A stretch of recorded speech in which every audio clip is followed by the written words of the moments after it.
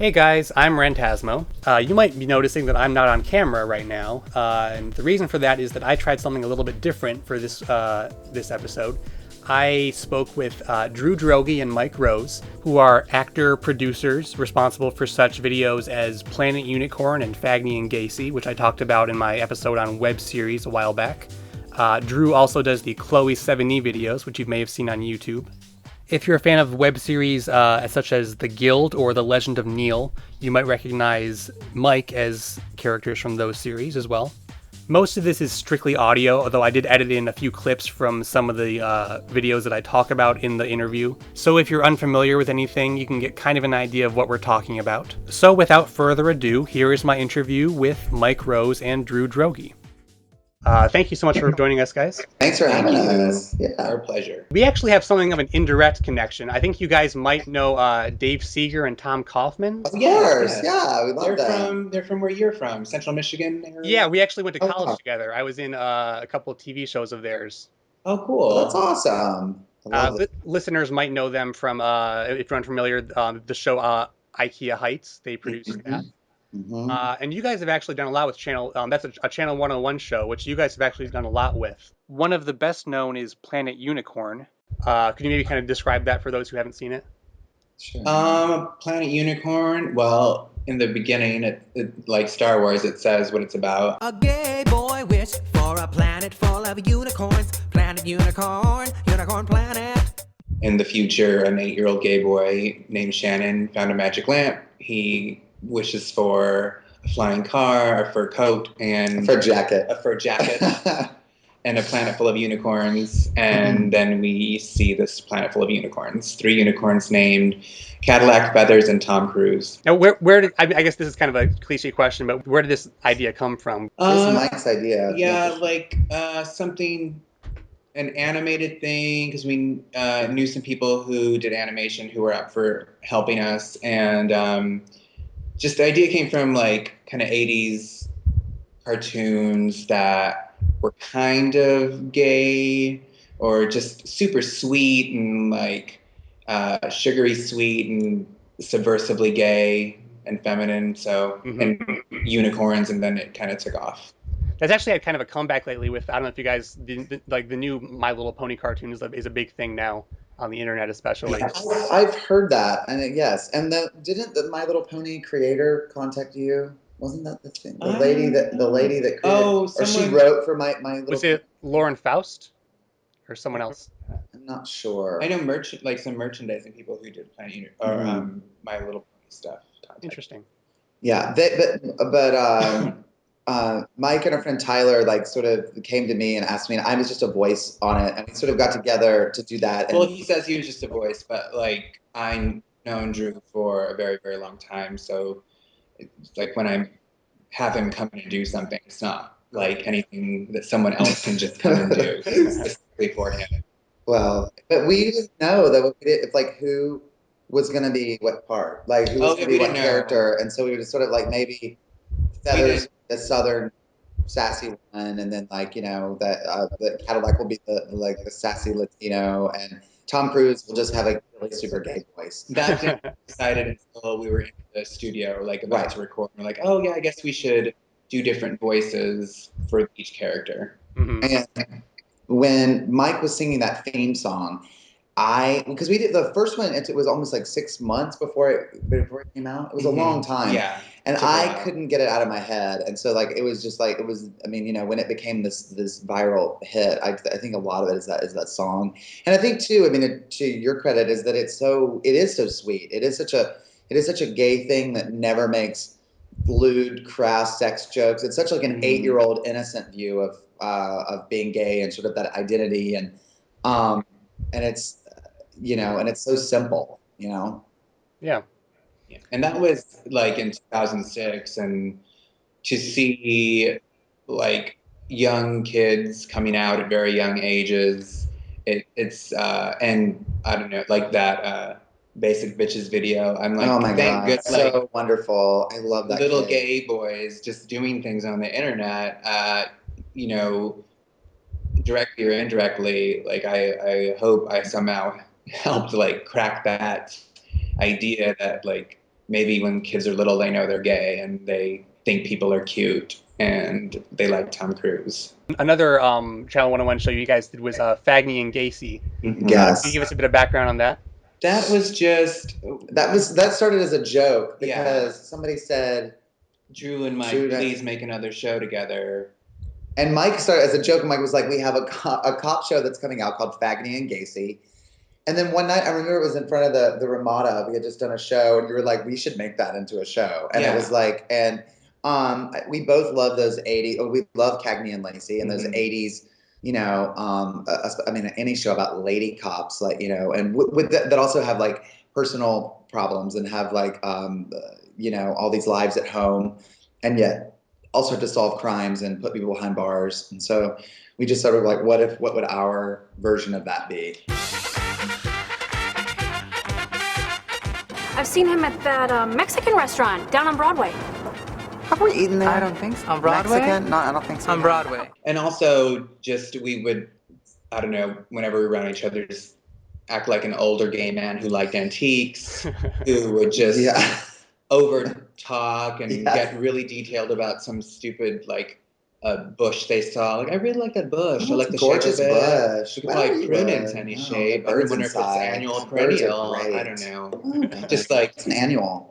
yeah, and that thing that Drew and I just did without really thinking, and that sort of spawned that sort of just conversational talking without saying a damn thing. Right. And if those people were cops, like they have to be so no nonsense and get, you know, and just the worst quality for a cop to have would be just somebody that rambles and doesn't get to the point and gets easily distracted. It just made us laugh. So I'm guessing a lot of it was improvised. For the most part, yeah. I mean, I think again, knowing Drew, it's just like, and Drew and I will talk about this, and then I'll write this specifically for certain parts that are like necessary information that furthers the plot, and then in this moment, Drew and I will just mess around and talk about like, you know, talk shows or a game show or just dumb things. Right. Well, and we would improvise it and then set it like once it was set, and then we would do it. So yeah, and we brought on people that were all like hilarious improvisers and comedians, and Amy Procacci and George McGrath and Brendan Campbell, sure, Beth Crosby. I mean, just all the different people that Andy Bolt. Got to name all the series regulars. Oh yeah. Drew, you're quite well known for your impression of Chloe Sevigny. Could you kind of give us her origin story? Yes, 10 years ago. I was in a show with Mike, and we were doing this sketch comedy show, and I put on a blonde wig for something else, and I looked in the mirror, and I said, I look like Chloe Sevigny. And so it was like, what do you do with that? I mean, like, and I had read an interview with her, and she was name dropping all of these just bizarre, brilliant, insane, ridiculous references to fashion and hip hop culture and whatever. And restaurants and just food. Right, just all of it. I was seated with my good friend Pippa Middleton after a long engagement at the world premiere of Wrath of the Titans, sponsored by Sunkist, Fangoria, and Hammacher Schlemmer. And none of it I understood, and I was fascinated by it. So it was 2002, and it was right, and they were in the spring. There were all these ads for New York, like because it was post 9/11, and it was all these people like Nathan Lane and Susan Stroman trying to get you to come to New York. And so I put up a bit on stage as Chloe Sevigny trying to get people to come to New York. And it was a real underground thing that I did like at tiny little shows, and sometimes it would completely bomb. It never was a major hit. It was never like a thing that... The first time you did it, I had the pleasure of seeing it the first time. And it was terrible. Like, not a single person laughed. No one got it. No one. All you probably heard was me backstage screaming. And it did. The original one did start with "Hello, America." I'm Chloe Sevigny. They've always been the same sort of thing. And so when Jim Henson came to me about 3 years ago and said, I want to make these into videos, I kind of poo-pooed it. I was like, I don't really want to do this anymore. I don't know. I felt like it was kind of done. And I had no idea for what was about to happen with those things. Because it was just, I mean, it's just like Planet Unicorn. Like, you don't know when you make something what's going to be a hit, because we both have done so many things that don't take off that but Jim really took it the Chloe thing to the next level because of just how he got the pace of it, the music, the editing, the images behind, the outfits that he put me in, and made it more of a production than I ever did. Because when I did it on stage, like sometimes I wouldn't even have a wig, I would never have, you know, much makeup on at all, if anything, and it was very sketchy and not drag, you know. Much more deconstructed than what it is now, but still the same idea. And so, in the beginning, like you said, sometimes it didn't go so well, but sometimes people got it and they got it so hard and they like loved it, because if you got it, it was the best thing you've ever seen. Drew, you also have a podcast, Glitter in the Garbage. Yes, yeah. I listened to one where you kind of mentioned that that you've kind of gotten some flack for like some people on the internet have kind of accused you of like being a sellout. Like certain of your Chloe videos are sponsored by, Right. Well, that was really funny to me because I have gotten a couple labels have asked me to make Chloe videos, and they have paid me to do that. Mm-hmm. And it's all like things that I really support and love, and I'm not, that it was Alexis Bitar Jewelry Company, who make amazing jewelry. Mm-hmm. That was actually the only one that I've actually made exclusively for, but there are other things that I've done, and I found that hilarious that people were upset because the character of Chloe is all about selling out and name dropping. Mm-hmm. Not Sevigny herself, but my character is all about throwing out labels and names, and what's always been. So the fact to me that if anybody wants to pay me to throw their name out there, I find that awesome and hilarious. When you make content for the internet, for YouTube or for Channel 101, you work for free. I mean, you don't make anything. Mm-hmm. And I'm an artist, I'm a professional, and I have to eat. I've got to pay bills. And so anybody that wants to help me do that, I'm all for it. And I moved to LA because I wanted to work in the business. I'm not, that's what I want. That's what I do for a living. So, that's sort of the idea that it's like being a sellout. It's like, sure, I absolutely am a sellout. I will sell out as much as I can. and like you said, like the character lends itself a lot more to that compared to if you guys have seen Sassy Gay Friend, Yes. which had kind of a similar thing where after a while they started selling that Mio juice stuff. I say good for him, because that's like, I find Sure. that when you have something like that is a hit that people really like. When you work especially in sketch comedy or in anything, you're trying to get the next step. You're trying to find out what's the next thing. Like, how does this translate to something that I can, like I said, pay bills and eat from. So anytime that happens, I'm all for it. And having a sponsor and endorsing anything is like hilarious anyway. Like it should be something completely unrelated. Like I would love a Chloe video to be sponsored by like Glad trash bags, or just the most ridiculous like potting soil. And sure, like that's what it is. That's what that world is. Once money's involved, it's a crazy thing. And I think Drew and I and many people aspire to getting paid a lot of money to do, something in the ballpark of what we love, so that we can definitely do what we completely love for free or for little or no. Sure. That's so, yes. Sure. I mean, anytime I get to work and make money at what I do, I also it buys me time to make something that I really care about and love. And it's really, for me, anytime, I think for both of us that we've sort of, our hits have come from things that just from a place of this makes us laugh. This gives us joy. And so anytime that has brought success, it's even more rewarding to me than as opposed to, when I've booked a job as an actor, which is also really nice. But when I get to something that's built, from something that I created or from something that, you or we created,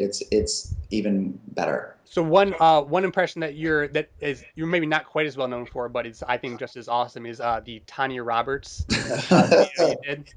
Oh God. Yes.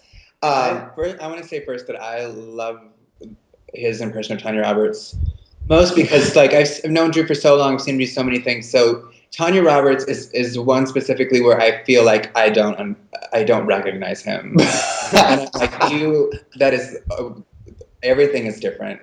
You become a completely different person. You might say to me, Tanya, and I'll say, yes, that's my name. We're friends. You can call me Tanya. Yes, I'm Tanya. What will I be doing at Tahiti Village? You will be sitting in a semicircle on sand. These chairs are shaped like tiki masks. Have you ever seen that? You will at Tahiti Village. I don't know where it comes. It's not. I really don't. I'm not a good impressionist, and I don't ever aspire to be. Like what I like is more like this is my idea of that person. Because based on a commercial that I heard, because it's like I grew up, I've seen Tanya Roberts do a lot of things, and I love her. She seems lovely in person, but my Tanya Roberts is based on a crazy radio commercial that she did for this thing called Tahiti Village that is real. And it used to be on the radio, and they would pre-record them, and she had such mania in her voice, and it was like she was so excited, yet it sounded like the worst place ever, and she was painting it to be like this paradise. And so I just started doing some videos with Michael Lucid, who does the Damiana files, who Mike works with a lot. I don't know if you've seen those, but yeah, I've seen some of them. Oh yeah, right. And you have a new one with Barbara Cathy with Damiana and Barbara Cathy, the 4th of July. 4th of July, which I loved. I even told you I loved it. It's great. But yeah, she's insane and drunk and just like horny and name dropping the 80s, horrible 80s references, and just a mess, and more me than Tanya Roberts, really. I think I read somewhere that the actual Tahiti Village like isn't around anymore. I think they got shut down or something. No, it is. It's around. It's back. They had some sort of lawsuit, some sort of issue that was happening. Because someone else has told me that before, but I know I had another friend that went and visited and brought me a bunch of soap. I have shampoo from Tahiti Village. I have notepads from Tahiti Village, Post-its. And someone even brought me a Gideon Bible that was in the hotel room from at Tahiti Village. So it's still around. Okay.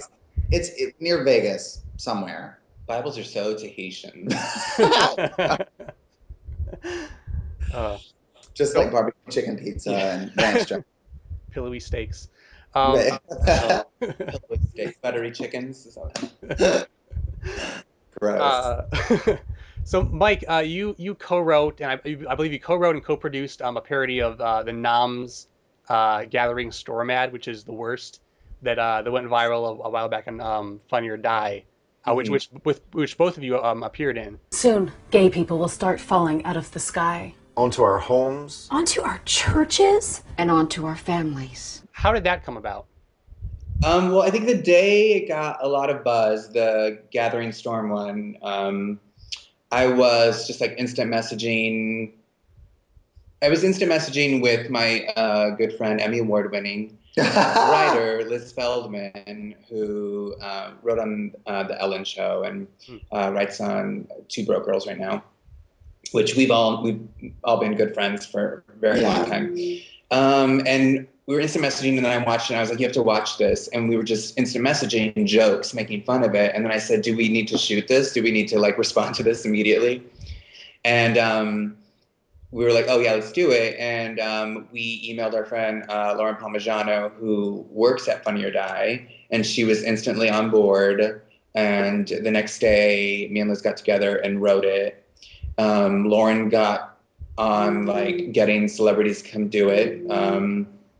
And that was kind of it. It was just so funny. And so again, like as actors, when people who make creative things, like if it's not real, if it's not really coming from you, you can tell, and it looks weird. And I think that Gathering Storm video, it's like, it was such propaganda. It was such, it was such like, I don't know, a scare tactic from politicians or something. It wasn't like, I think it would come off a bit different if it came from someone who was very impassioned about someone who was against gay marriage. But no, it was this weird thing that they put on, and it was just such a joke. And then they had the auditions for the actors who were in it. It was just so weird. I never saw that. They had auditions for. They showed the videos of the auditions of the acters. Oh God! Oh, horrible! Wouldn't it be? I mean, it's bad enough to be in that video, but wouldn't it be worse to audition to get into the Gathering Storm video and not get it? Like, sorry, we picked another concerned mother. But yeah, when I just cut my director's reel, and with one piece of that, I put in it is Elisa Silverstone, who was fantastic and such a pleasure. And there was the line from the original was, "I'm a Massachusetts mother who is standing by helplessly as the schools teach my son that being gay is okay." And then I just did the same line, except at the end I put, I'm also concerned with, I also have an issue with their hot lunch program. And Elisa Silverstone just like killed it. It was such a pleasure working with all those people. It was amazing how many people wanted to do it too. Oh, they wanted to because it was like last minute. I mean, I remember Mike, you called me at like, can you do this tomorrow? Come to Funny or Die. And we have, you know, Alicia Silverstone and Lance Bass and George Takei, and Jane Lynch was working on something else. Oh yeah, Jane Lynch. We tried to get Jane Lynch, but her agent was like, "No, she's working. She was shooting Glee down in Long Beach, so she can't do it." And I guess Jane wanted to do it though. But so our last day of shooting, Jane calls Funny or Die, and like we get a like, "Oh, Jane Lynch is on the phone," and it's Jane Lynch, not her agent. She just called and was like, "Hey, I'm done shooting. Can I come down and do it?" I mean, that was the energy that was happening behind it, and it went up in no time. And yeah, it was awesome to be, you know, and it was sort of like we were all sort of collectively saying, you know, this is ridiculous. Let's have fun with this. And my favorite part of it was the chyron that just said brought to you by God and doctors. And doctors, because that's exactly what it came off like. It was just sort of like, well, this is the truth, and you know, so yeah. Nam really is both like they're both horrifying and just too ridiculous to take seriously at the same time. Right. Right. And we need to, and it's like we have the internet, we have I mean, like we all should be making art that responds to that all the time. So my show is about gay stuff, and you've both obviously done a Wait a lot minute. of. Oh, I have to go. Didn't. Oh, sorry. Okay. Didn't mean to make you uncomfortable there. I'm late for a date with a lady. My wife is waiting on me in the car to have sex. You've both obviously done a lot of work, if not super gay in itself, obviously of gay interest, whether it's, you know, acting, producing, directing, what have you. Do you feel like that's something that just sort of comes naturally, like it's just sort of a do what you know type thing, or is it a conscious decision?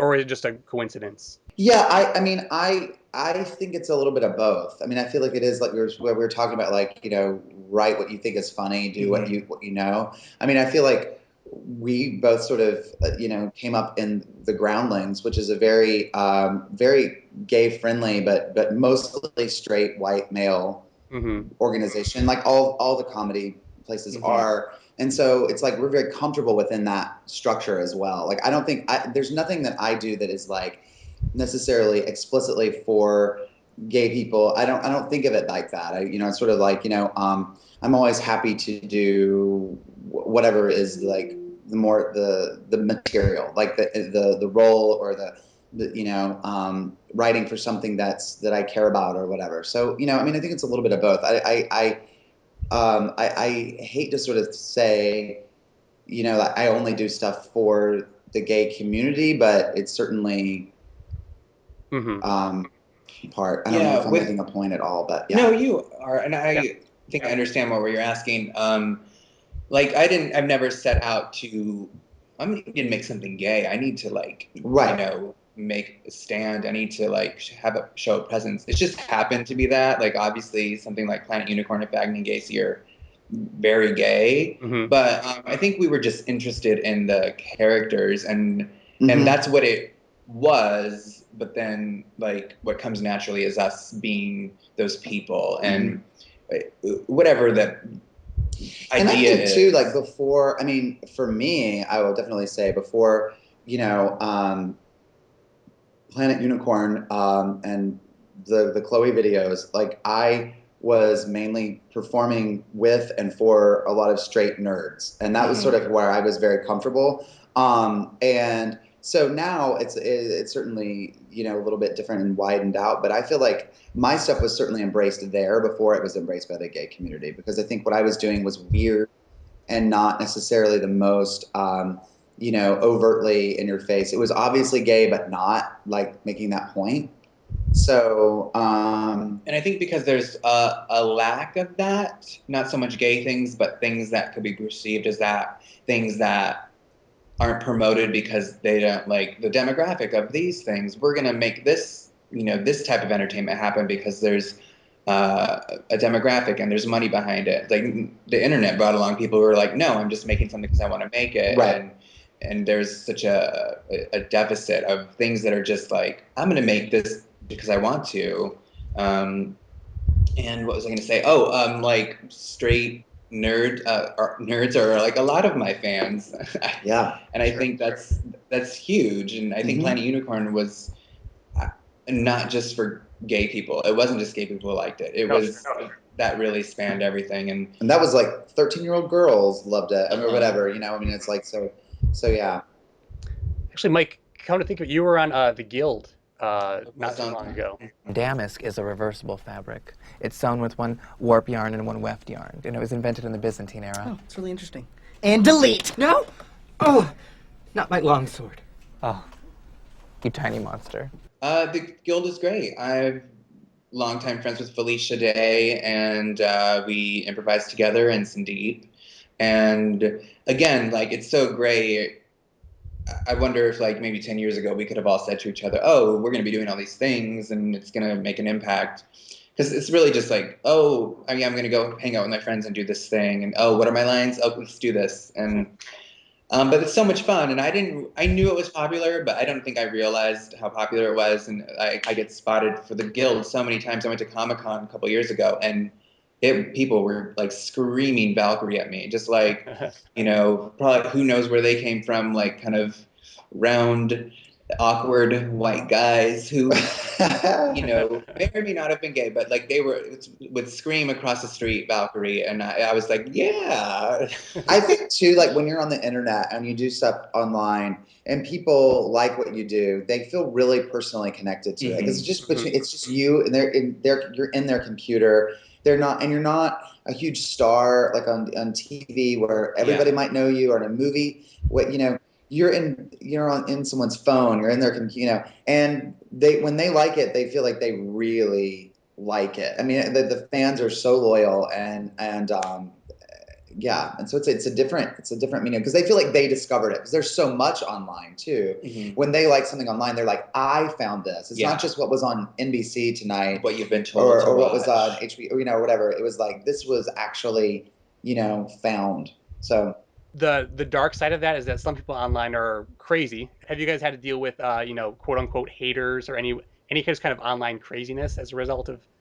Well, the first episode of Fagny and Gacy got lots of like, this is offensive to gay people, and like I guess, and I don't know if it was as funny as it was, and it was straight people. I believe I would be like, I love this. This is so funny because we're not saying, look at this is what gay people are. We're like playing people who even Drew and I are making fun of, yet we love these people. Of course, we love like, oh my God, look at those guys. They're just like having like rosé spritzers and talking about Judy Garland, but like we also love them. And also, I mean, so much of those characters is us when we hang out. So much is like we'll just get into some crazy like tangential conversation that's just like that.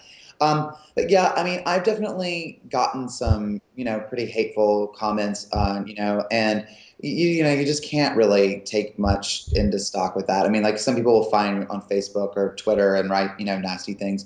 And what you need to know is everyone's on the internet. Yes. Everyone. Yes. So, like, and you don't need any sort of like license some of them are or intelligence tests to place comments. So I'm just to me, I feel like anytime I prompt anyone to write anything to me, it's always it's cool that I had an impact on them in that way. That they would go to the trouble to write something. So thank you to all the haters.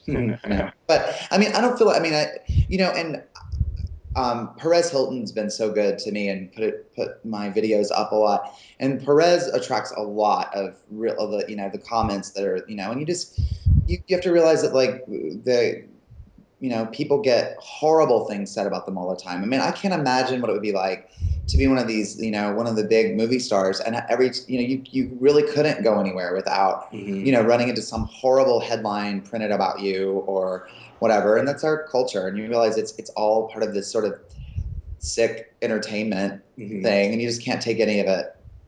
You know. Yeah. Is there anything that you guys want to talk about? Maybe something you want to plug coming up that you've got going on?